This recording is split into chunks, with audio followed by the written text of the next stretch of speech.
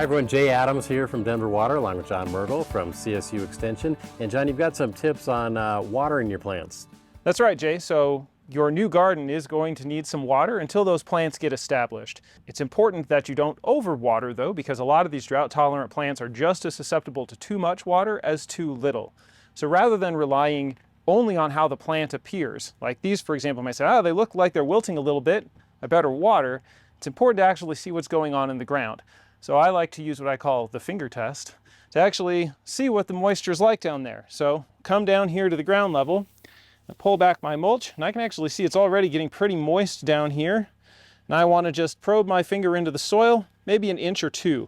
And it's actually quite damp down there. So I know that these plants don't actually need water. And it may just be that it's a warm day after a flush of growth, say in a cool rainy period, that's causing these to appear wilted.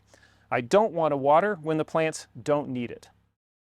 Is overwatering really one of the main problems versus underwatering? Particularly in soils that don't drain well, which are common across the Front Range, setting these plants that are used to growing in dry, rocky places in a really wet, not rocky place can mean the end.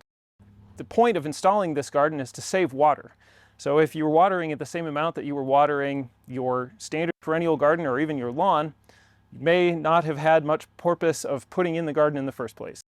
Is it important to kind of watch your plants after you've just put them in and seeing the watering patterns and checking them? How often should you be doing that finger test? Absolutely. When you first plant the plant, it's important to be checking on it frequently, especially if it warms up. You're going to want to check it every day until you get an idea of how quickly its site dries out.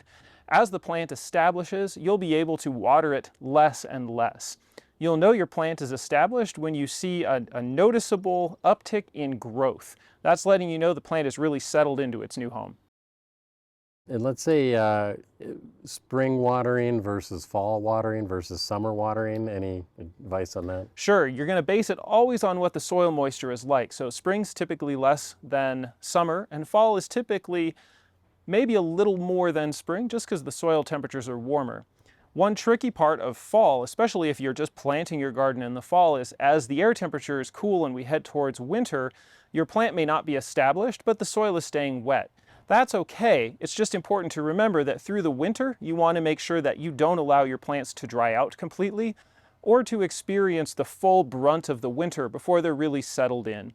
A great way to do that is simply to use mulch in your garden. All right, great advice. Okay, next up we're going to take a look at adding mulch around your water-wise plants.